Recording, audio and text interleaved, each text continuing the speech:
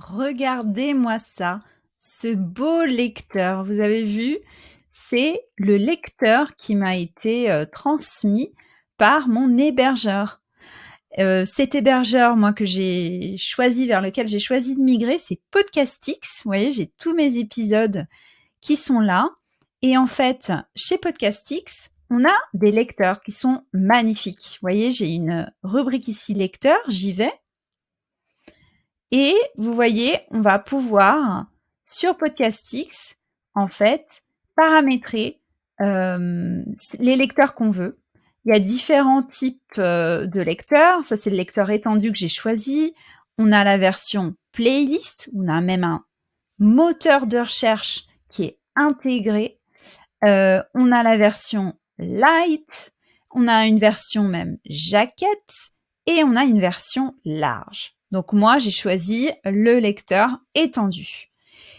Et donc, je l'ai intégré dans l'épisode 77, comme vous pouvez le voir, et je veux l'intégrer maintenant dans l'épisode 78. Je vais vous montrer la tête qu'il a, mon épisode.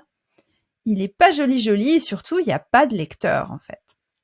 Alors, comment on fait apparaître un code lecteur sur son site WordPress ? Donc, vous voyez, voici mon article. Je vais le prévisualiser pour vous montrer que effectivement, il n'y a pas de lecteur.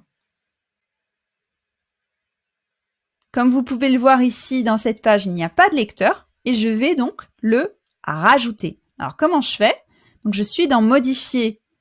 Comment je fais pour le rajouter? Je suis dans modifier l'article et je vais rajouter ce qu'on appelle un bloc qui s'appelle code court. En fait, c'est un widget. Ouais. Je vais rajouter ici. Et là, il me demande de placer un code. Mais de quoi parle-t-il, WordPress?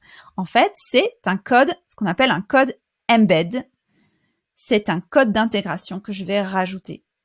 Donc, comment on fait? Je fais obtenir le code d'intégration. Effectivement, c'est le dernier épisode disponible. C'est le code du dernier épisode disponible que je veux, l'épisode 78.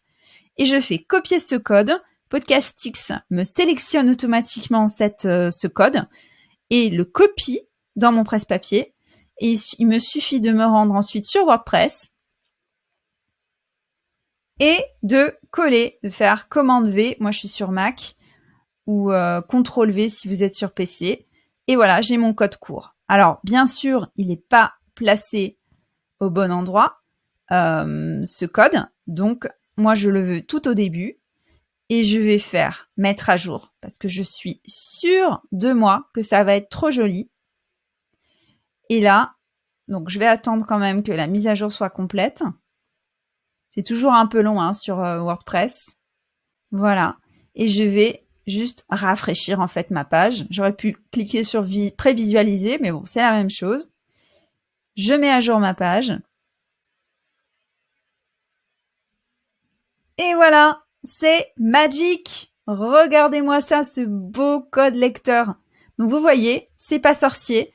C'est comme ça qu'on intègre le code lecteur de son podcast sur son site web WordPress.